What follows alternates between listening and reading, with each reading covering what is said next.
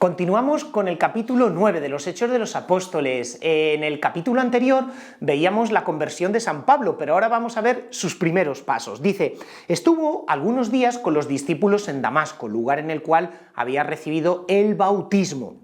Dice, y enseguida se puso a predicar a Jesús en las sinagogas, o sea, a las mismas sinagogas donde él iba con cartas del sumo sacerdote para encarcelar a los cristianos, de pronto se pone a predicar diciendo, este es el Hijo de Dios, esta es la clave, este es el Hijo de Dios. O sea, recordad que por decir que él era el Hijo de Dios, a Jesús lo había condenado a muerte el Sanedrín, y por una expresión parecida, es decir, por confesar abiertamente la divinidad de Jesús, persiguen a Esteban. Y ahora San Pablo se pone a predicar abiertamente de este es el Hijo de Dios, sin ningún tipo de miedo. Dice, todos los oyentes estaban asombrados, claro, efectivamente, asombrados no solo por el calado de la afirmación de decir Jesús es algo más que un Mesías, es el Hijo de Dios, sino encima porque quien lo está proclamando era uno de los patrocinadores de la persecución. Y decían, ¿no es este el que exterminaba en Jerusalén a los que invocaban este nombre? O sea, ¿no es este el que exterminaban? Pero fijaos, también aquí hay un detalle. Hay veces que hemos reducido el mensaje cristiano a moralina.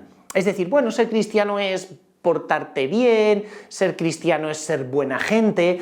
Cuando nos damos cuenta de en qué consistía la predicación apostólica, era muy distinta. O sea, el núcleo de la predicación de los apóstoles era confesar la divinidad de Jesucristo, confesar el dogma trinitario. ¿De cuánto se nos habla en las predicaciones de este punto? A veces realmente poco. O sea, a veces pensamos que cuando predicamos, pues consiste en que seamos buenos y que lo que Dios quiere de nosotros únicamente es pues que no hagamos mucho mal por el mundo. No, o sea, Dios quiere de nosotros también, obviamente que seamos buenos, pero que aceptemos la divinidad de Jesucristo, el único que nos puede salvar. Y toda la predicación apostólica proviene de aquí, es decir, Dios es bondad suma. La bondad no es simplemente un esfuerzo nuestro, sino un don de Dios que hace que nuestro corazón sea transformado a través de los sacramentos, para que pueda obrar como Él desea y para que podamos agradarle a Él. Bueno, a continuación dice, Saulo tenía cada vez más energía, atención a este punto, o sea, era más perseguido, pero tenía más energía. O sea, ¿por qué piensas que la persecución a ti te roba espontaneidad, te roba energía, te quita las fuerzas? Saulo tenía cada vez más energía. Impresionante. Y dejaba confundidos a los judíos residentes en Damasco, probando que Jesucristo era el Mesías. Es decir, San Pablo no tenía hasta ese momento ninguna instrucción religiosa especial porque se acababa de convertir al cristianismo y sin embargo ya no le daba miedo predicar. Tanta gente me he encontrado que ha descubierto a la fe a través de algún retiro de impacto y dices que no sé si ya estoy preparado para dar testimonio público de mi fe. Bueno, pues aquí vemos a San Pablo que tampoco se lo piensa demasiado, que sale a las sinagogas y dice, yo ya tengo claro que Jesucristo es Dios, sí, pues eso lo voy a gritar a todo el mundo. Ya está, desde el minuto cero, espabilando, para esto no hacen falta máster ni estudios universitarios, testigo de lo que has visto y has oído. Y en ese momento dice, cuando transcurren bastantes días, los judíos determinaron matarlo. Recordad lo que le había dicho Jesús a Ananías, el que bautizó a San Pablo, yo le enseñaré lo que tiene que sufrir por mi nombre. O sea, ya determinan matarlo desde el minuto cero de su predicación.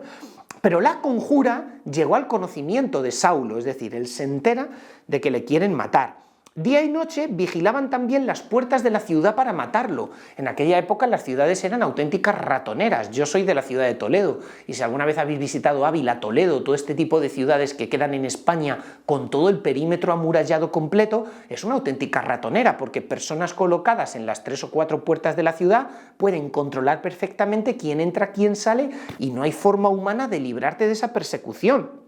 Dice, pero sus discípulos cogieron y lo bajaron de noche por la muralla descolgándolo en una espuerta. Tiene que ser bastante cómico el asunto viendo cómo lo tienen que descolgar aquel que entró a la ciudad en caballo, glorioso, porque iba a perseguir a los cristianos escondiéndose y saliendo de noche. Dice, pero ¿qué es lo que hace San Pablo? O sea, si tú ves que te van a matar, yo en ese momento me habría ido al rincón más lejano, no sé, era natural de Tarso, Cilicia, en el centro de la moderna Turquía, vete lejos. Pues no, se va a Jerusalén, a la boca del lobo. Es decir, tú no calculas el riesgo. Cuando has sido encontrado por el Señor y conocido por Jesucristo, no calculas en riesgo, te das por completo. O sea, San Pablo tenía 8.000 sitios del Imperio Romano donde irse a refugiar y sin embargo se mete en la boca del lobo. Pero intenta juntarse con los discípulos y estos no le aceptan, porque todavía no saben que se ha convertido, piensan que es una especie de espía. Hasta tal punto que Bernabé lo tomó consigo y se lo presentó a los apóstoles. Digamos que Bernabé es aquel que destruye las murallas, los miedos iniciales para que San Pablo sea aceptado en la iglesia de Jerusalén. Hasta tal punto que comienza a convivir con los cristianos de Jerusalén y dice que predicaba abiertamente en el nombre del Señor. Hablaba también y altercaba con los helenistas, y ellos intentaban matarlo, hasta tal punto que los hermanos lo tienen que bajar a Cesarea, el puerto de Israel, y de allí enviarlo a Tarso, a Turquía, porque le intentan matar. O sea, ya veis, San Pablo comienza a predicar el cristianismo y se mete en problemas, tanto en Damasco, que lo tienen que sacar de noche de la ciudad, como en Jerusalén, donde comienza a predicar abiertamente a Jesucristo y lo tienen que subir en un barco en Cesarea para que se relajen las cosas. O sea, nos enseña cuál tiene que ser nuestra reacción.